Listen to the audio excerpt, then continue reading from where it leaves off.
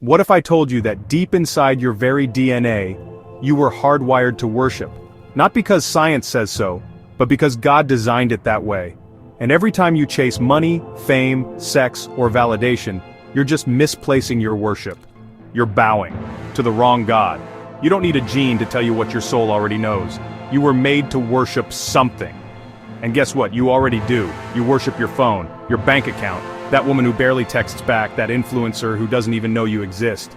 And then you wonder why you feel empty. Because you gave God's glory to something temporary. Some scientists call it the God gene, VMAT2.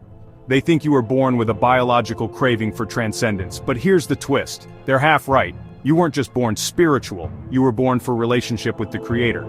Genesis 2:7 says, God breathed into man the breath of life. That breath, that's worship fuel. That craving in your chest, that's not evolution, that's eternity calling you home. Satan doesn't care what you worship, as long as it's not God. He'll give you distractions, addictions, depression dressed as dopamine. He'll feed you the lie that you're just not religious. But the devil knows, you're already a worshiper. You're just unfaithful with your altar. You were born with a target on your back because you were born with the breath of God in your lungs. That's why the world tries so hard to break you. That's why the culture mocks believers. That's why hell is so loud, because heaven is whispering to your soul. Romans 1:20 says, men are without excuse, because God's invisible qualities are clearly seen in your conscience, in creation, in your DNA. You don't need another sign. You are the sign. You don't need more evidence. You need repentance.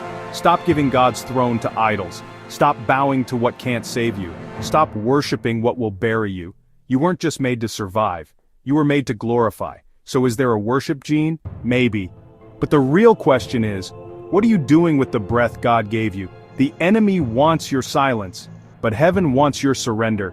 Hit like if this shook your soul. Comment, I choose God if you're done playing with your purpose. And share this with someone who's been searching in all the wrong places. Remember, you were born to worship. The question is, what's sitting on your throne?